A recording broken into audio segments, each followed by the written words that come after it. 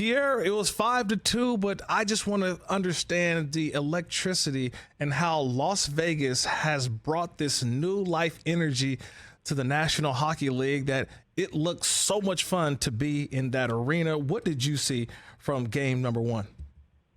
Well, first, Kirk, it's really nice visiting you. Secondly, you're spot on about Vegas. It's an amazing sports town, but what it truly is an outstanding hockey city. It really is. It's amazing. I remember calling the first ever game there against the Arizona Coyotes. I remember clear as day when they had they hosted the NHL awards, and then right after they had the expansion draft, and just the expansion party afterwards was just phenomenal. It's well owned by the Foley family. Bill Foley's a tremendous owner. It's really well presided over by George McPhee. Their general manager is just, phenomenally off the charts. Their coaching staff is elite, led by Bruce Cassidy.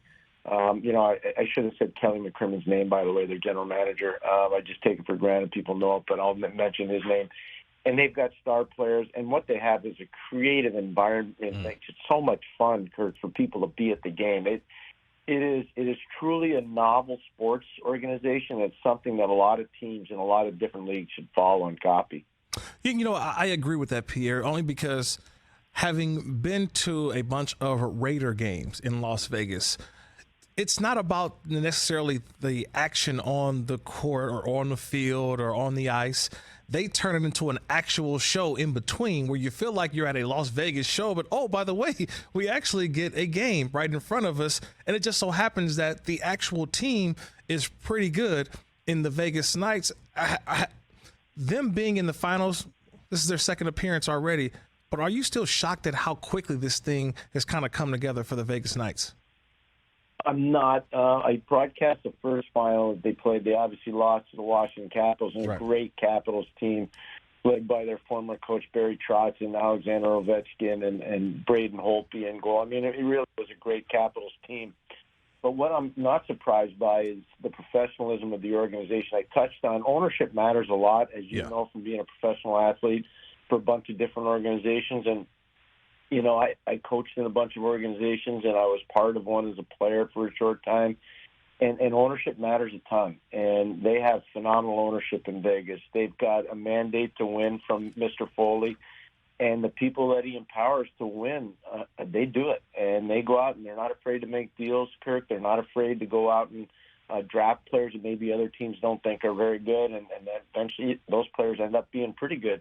They sign a kid like Zach Whitecloud out of Bemidji State, who other professional teams could have signed, and nobody wanted him. In fact, one NHL team had him in a development camp and released him.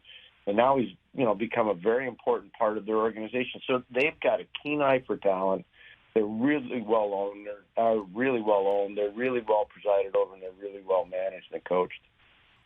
Pierre, what does this year's Stanley Cup final represent for you in terms of, for me, I'm looking at, if you're a hockey purist, you always think of the original six, right? You think of the Blue Bloods that have been around for so long, but you see the success of the Vegas Knights. You see the success of even the Seattle Kraken, teams that have just kind of come about over the last 5 to 10 years.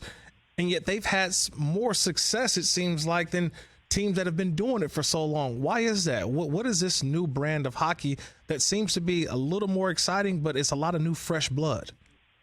Well, I think the fresh blood is great, number one, and expansion in the key markets with good owners. I think about Tampa. Right. Until this year, they've been in the finals 3 years in a row. Brilliant. And I talked about ownership before. Jeffrey Vinnick, he's not just a great owner in the National Hockey League. He might be the best owner in all of professional sport. He's just a phenomenal owner. He's a tremendous human being. He employs really competent people, and he's not afraid to enhance the viewing opportunity for his fan base down in Tampa. I use that as an example. You look at the ownership. We talk again about Seattle. Right. Brilliant ownership. Tremendous management team led by Ronnie Francis. I'm not surprised by what they're doing in Seattle. It's an outstanding hockey market. So Commissioner Bettman, our commissioner of the National Hockey League, has done a really good job identifying really important partners to join the league as owners, and it makes a big difference. It really makes a big difference. So I think there's a lot that goes into it. I've been in the league over 30 years, almost 34 years now, and I've seen it change significantly. And a lot of it's because of what Commissioner Bettman has done in terms of his vision for the growth of the league long term. Catch the Rich Eisen Show every single day on the Roku channel, 12 to 3 Eastern, for free.